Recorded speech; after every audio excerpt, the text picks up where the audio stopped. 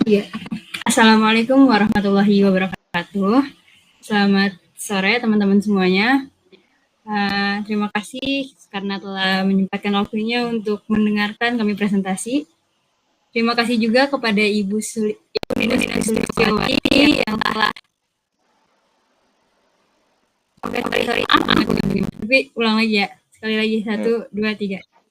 Assalamualaikum warahmatullahi wabarakatuh. Selamat sore teman-teman semua. Saya ucapkan terima kasih kepada Ibu Nina Sulistiawati, STMT, karena selaku dosen mata kuliah konsep sistem informasi. Di sini kami kelompok 8 kelas 2A Sistem Informasi Universitas Singapura Bangsa Karawang akan mempresentasikan mengenai konsep keamanan sistem informasi. Adapun anggota dari kelompok 8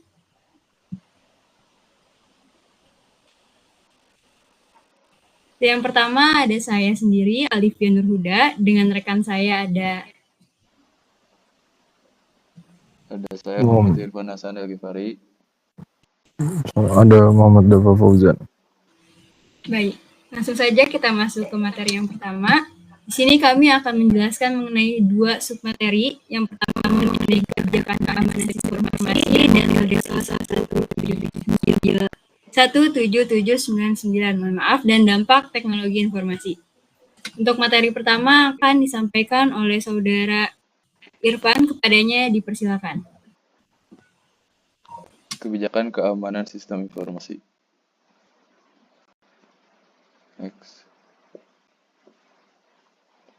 Setiap organisasi akan selalu memiliki pedoman bagi karyawannya untuk mencapai sasarannya. Setiap karyawan tidak dapat bertindak semaunya sendiri dan tidak berdisiplin dalam melakukan tugasnya. Prosedur organisasi biasanya disusun oleh pimpinan organisasi beserta pimpinan bagian personalia yang kadang-kala melibatkan juga senior manajer yang lain. Kebijakan keamanan sistem informasi biasanya disusun oleh pimpinan operasional beserta pimpinan ICT atau Information Communication Technology dengan pengarahan dari pimpinan organisasi. Rangkaian konsep dasar prosedur keamanan sistem informasi. Yang pertama ada urusan tanggung jawab semua karyawan. Karyawan diwajibkan mengerti tentang keamanan sistem informasi. Mereka harus mengetahui dan dapat membayangkan dampak apabila peraturan keamanan sistem informasi diabaikan. Yang kedua ada penetapan pemilik sistem informasi. Seseorang ditunjuk sebagai pemilik sistem berhak untuk mengajukan permintaan atas pengembangan sistem lebih lanjut atau pembatalan di dalam sistem yang menyangkut bagiannya. Personel ini merupakan kontak person dengan bagian ICT atau Information and Communication Technology. Yang ketiga ada langkah keamanan harus sesuai dengan peraturan dan undang-undang. Tergantung dari bidang yang ditekuni, perusahaan harus mematuhi undang-undang yang telah ditetapkan yang berkaitan dengan proteksi data, computer crime, dan hak cipta. Next. Yang keempat ada antisipasi terhadap kesalahan. Antisipasi dan pencegahan dengan tindakan keamanan yang ketat akan memberikan garansi atas integritas, kelanjutan, dan kerahasiaan transaksi yang terjadi serta meyakinkan untuk proses audit. Tindakan pencegahan harus dilakukan agar dapat mendeteksi dan melaporkan kesalahan yang terjadi. Yang kelima ada pengaksesan kendala sistem harus berdasarkan kebutuhan fungsi. User harus dapat meyakinkan kebutuhannya untuk mengakses ke sistem sesuai dengan reason to know. Pemilik sistem harus bertanggung jawab atas pemberian akses ini. Yang keenam, ada hanya data bisnis yang ditekuni perusahaan yang diperbolehkan untuk diproses di sistem komputer. Data perusahaan hanya diperbolehkan dipakai untuk bisnis perusahaan dan pemilik sistem bertanggung jawab penuh atas pemberian pengaksesan terhadap data tersebut. Selanjutnya, yang ketujuh ada pekerjaan yang dilakukan oleh pihak ketiga. Apabila pihak ketiga melakukan pekerjaan yang tidak dapat ditangani oleh perusahaan, maka perusahaan harus dilindungi oleh keamanan atas informasi perusahaan. Yang ketujuh ada implementasi sistem baru atau permintaan perubahan terhadap sistem yang baru harus melalui pengontrolan yang ketat melalui prosedur sistem akseptasi dan permintaan perubahan atau change request. Sistem harus menggunakan bahasa pemrograman yang ditetapkan. Pemakaian bertanggung jawab atas aktivitas dengan user ID mereka. Menjaga kerahasiaan password dengan semua aktivitas tercatat dan sistem database yang seragam. Semua risiko keamanan harus dipertimbangkan dan ditangani dengan baik di dalam sistem. Yang terakhir ada pemisahan aktivitas antara pengembangan sistem, pengoperasian sistem, dan pemakai akhir sistem informasi. Untuk mencapai tujuan ini, pihak ICT terutama bagian pemrograman sistem tidak dibenarkan apabila ia menangani administrasi yang menyangkut keamanan sistem. Next.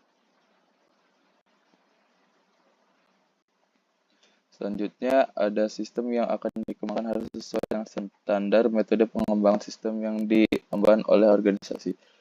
Sistem yang akan dibangun harus memakai bahasa pemrograman yang telah ditetapkan. Tidak dibenarkan apabila programmer membuatnya dengan bermacam-macam bahasa pemrograman. Begitu pula dengan sistem database yang digunakan harus memiliki keseragaman. Patut dipertimbangkan semua risiko keamanan bersama penanggulangannya di dalam sistem. Sebelum sistem aplikasi diimplementasikan, pemilik sistem harus mengevaluasi dan menilai keandalan keamanan di dalam aplikasi tersebut. Selanjutnya ada pemakai bertanggung jawab penuh atas semua aktivitas yang dilakukan dengan memakai kode identitasnya atau user ID. Semua pemakai harus berhati-hati menyimpan password user ID-nya. Semua aktivitas yang dilakukan dengan ID akan terekam di dalam audit trail. Pemakai tidak dapat memungkiri bukti ini apabila terjadi kesalahan fatal yang mengakibatkan kerugian terhadap perusahaan. Kesalahan beserta bukti ini dapat mengakibatkan peringatan atau pemutusan hubungan kerja terhadap pemilik user ID ini.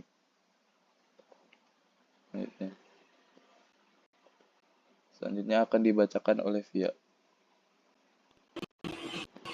Baik, selanjutnya mengenai strategi keamanan sistem informasi, tentu saja kita harus mengadakan atau melakukan pengumpulan terlebih dahulu. Dengan munculnya teknologi atau komputer dan teknologi informasi di lingkungan organisasi, aset perusahaan akan diperlukan sehingga bertambahnya pemikiran untuk melindungi dan merupakan sebuah keharusan atau kewajiban. Selanjutnya,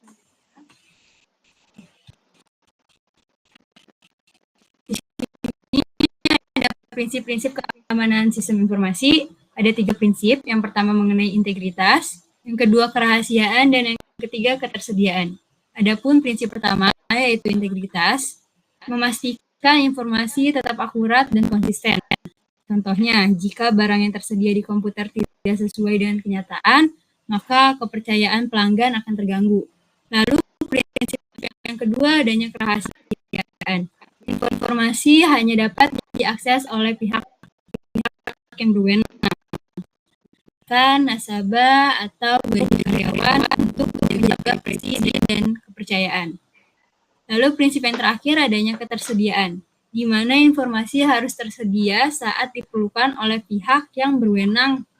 Ancaman seperti kerusakan hardware, penggunaan jahat, atau virus mengganggu ketersediaan informasi. Lalu kita masuk ke materi yang selanjutnya mengenai model ISO 17799. ISO 17799 adalah standar keamanan sistem informasi yang telah diakui oleh dunia dan disahkan pada tahun 2000, di mana ia mengalami revisi pada tahun 2005 dari ISO atau IEC 17799 tahun 2005 yang juga disebut ISO atau IEC 27002 2005. Ada juga ISO 17799 terdiri dari yang pertama ada Business Continuity Planning, yang merupakan langkah yang dilakukan pada saat terjadi gangguan atau bencana, sehingga tidak mengganggu atau menginterupsi aktivitas dan proses bisnis. Lalu yang kedua ada sistem kontrol akses, di mana sistem kontrol akses itu meliputi akses kontrol terhadap informasi, selanjutnya mencegah agar individu itu tidak berwenang dan dapat mengakses ke sistem informasi. Kemudian ada juga yang menjamin proteksi jaringan. Lalu ada model yang ketiga, yaitu sistem development dan maintenance, di mana membahas mengenai cara untuk menjamin agar keamanan dan kontrol diimplementasikan di dalam sistem operasional, lalu untuk menghindari agar data user tidak hilang, disalahgunakan, atau dimodifikasi pada dalam sistem aplikasi. Selain itu membahas juga mengenai cara melindungi informasi atas integritasnya, kerahasiaannya, dan ketersediaannya, serta menjamin agar aktivitas proyek IT beserta dukungannya dilakukan atau dilaksanakan sesuai dengan yang telah ditetapkan. Ada juga di mana sistem development dan maintenance ini membahas mengenai cara memelihara keamanan software dan sistem aplikasi beserta datanya. Lalu yang selanjutnya mengenai physical and environmental security, di mana dibahas mengenai pencegahan pengaksesan, perusakan oleh orang yang tidak berwenang di tempat bisnis dan informasi perusahaan. Lalu mencegah terhadap pencegahan hilangnya atau aksi yang akan membahayakan perusahaan sehingga mengganggu aktivitas bisnis, dan membahas mengenai cara mencegah agar tidak ada pencurian informasi dan membahayakan fasilitas pemrosesan informasi. Lalu selanjutnya ada compliance, di mana tujuannya itu untuk agar tidak terjadinya pelanggaran hukum, kriminalitas, undang-undang, kontrak, dan lain-lain yang berkaitan dengan hukum. Selain itu juga compliance itu juga bertujuan untuk sistem memenuhi persyaratan dan standar keamanan perusahaan. Lalu ada personal security, itu tujuannya untuk mengurangi resiko kesalahan orang, kecurangan, atau penyalahgunaan fasilitas, dan memastikan agar user menyadari kemungkinan ancaman yang akan terjadi terhadap keamanan sistem informasi.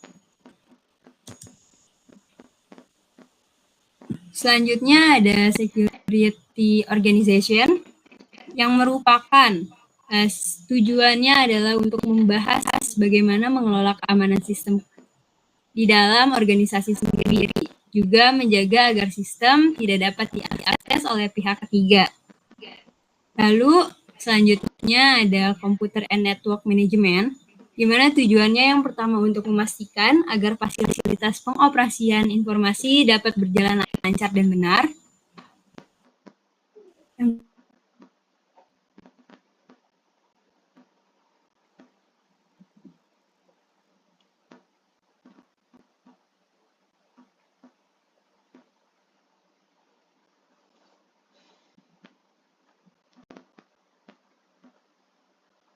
Dan menjamin agar tidak ada informasi yang hilang, disalahgunakan, dan dimodifikasi pada saat pertukaran informasi antar organisasi. Lalu ISO 17799 ada juga yang lainnya, yaitu Asset Classification and Control, di mana tujuannya itu untuk membahas proteksi yang tepat bagi aset perusahaan dan memastikan agar aset informasi memiliki tingkat keamanan yang tepat dan baik. Dan yang terakhir adanya security policy, yang bertujuan untuk memberikan arahan dan bantuan kepada manajemen mengenai keamanan sistem informasi. Mungkin materi selanjutnya akan disampaikan oleh rekan saya, yaitu Bapak Ujan, dipersilakan. Materi selanjutnya adalah dampak teknologi informasi. Dampak dari penggunaan komputer yang merupakan alat bantu di dunia bisnis demi meningkatkan efisiensi dalam hal pemberian informasi yang lebih cepat dan akurat telah menciptakan masalah tambahan.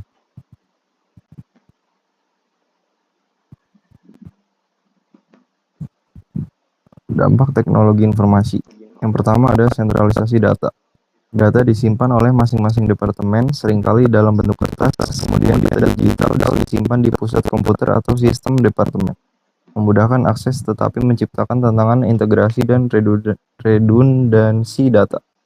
Yang kedua adalah pengaksesan data. Pengaksesan informasi semakin mudah dari dalam dan luar organisasi karena kemajuan teknologi. Namun pengendalian akses menjadi pekerjaan rumit dan penting. Yang ketiga ada pemisahan tugas dan tanggung jawab yang sulit diterapkan kembali menjadi pekerjaan yang tidak mudah. Selanjutnya ada kekurangan audit trail. Dulu tidak semua komputer dilengkapi dengan detail sehingga pelacakan kesalahan sulit dan memakan waktu. Namun sekarang hampir semua komputer sudah dilengkapi dengan fasilitas audit yang memudahkan auditor mendeteksi kejanggalan transaksi. Selanjutnya ada tidak tersedianya prosedur dan dokumentasi yang memadai. Kurangnya buku panduan dalam banyak sistem komputer menyebabkan kesulitan dalam pengoperasian dan pengembangan aplikasi. Pembuatan dokumentasi, meskipun membosankan, sangat penting untuk memastikan sistem dapat dioperasikan dan dikembangkan dengan baik, serta memungkinkan pengguna untuk mengajukan ide baru untuk diimplementasikan. Selanjutnya ada pengetahuan teknologi yang tinggi. Metodologi baru pengembangan sistem mengasumsikan semua pengguna memiliki keterampilan serupa. Namun hal ini tidak selalu menghasilkan kualitas program yang setara karena programmer berpengalaman. Karena pembuat program tidak terstruktur dan kurang menerapkan metodologi khusus. Selanjutnya ada tidak tersedianya prosedur dan dokumentasi yang memadai. Perubahan ini terjadi karena ketersediaan internet, arsitektur, distribut client server, dan jaringan komunikasi berbasis digital dengan bandwidth tinggi. Sebagai hasilnya, kegiatan bisnis sekarang dapat dilakukan secara online dimanapun.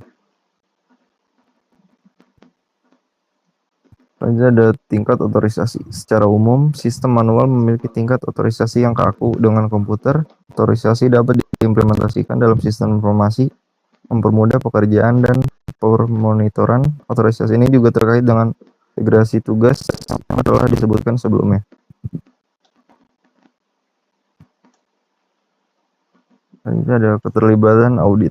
Sebelumnya, auditor sering diabaikan dalam pengembangan dan pengawasan sistem, mengakibatkan kontrol yang lemah. Sekarang keterlibatan auditor sangat penting untuk memastikan keamanan dan integritas sistem informasi. Insiden hacking, virus, dan kecurangan menyoroti perlunya keamanan sistem informasi yang kuat. Tantangannya meliputi tingkat keamanan yang harus diterapkan, biaya yang diperlukan, dan dampak keamanan terhadap efisiensi dan fleksibilitas sistem. Strategi keamanan itu yang pertama ada informasi komputer, sangat penting untuk bisnis. Yang kedua ada teknologi baru, membawa ancaman dan perubahan dalam pola bisnis. Yang ketiga ada keamanan informasi adalah kunci keberhasilan penggunaan hardware dan software. Yang keempat, keamanan melibatkan kebijakan dan standar yang tepat, bukan hanya teknologi. Yang kelima, bisnis elektronik membutuhkan kepercayaan. Yang keenam, bisnis sangat bergantung pada safety. Yang ketujuh ada pendekatan keamanan harus terintegrasi dan berjangka panjang.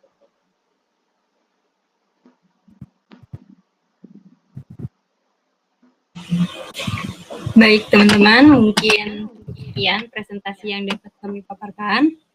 Sebelumnya kami mohon maaf apabila ada kekurangan dalam presentasi kami. Kami tutup. Wassalamualaikum warahmatullahi wabarakatuh. Waalaikumsalam.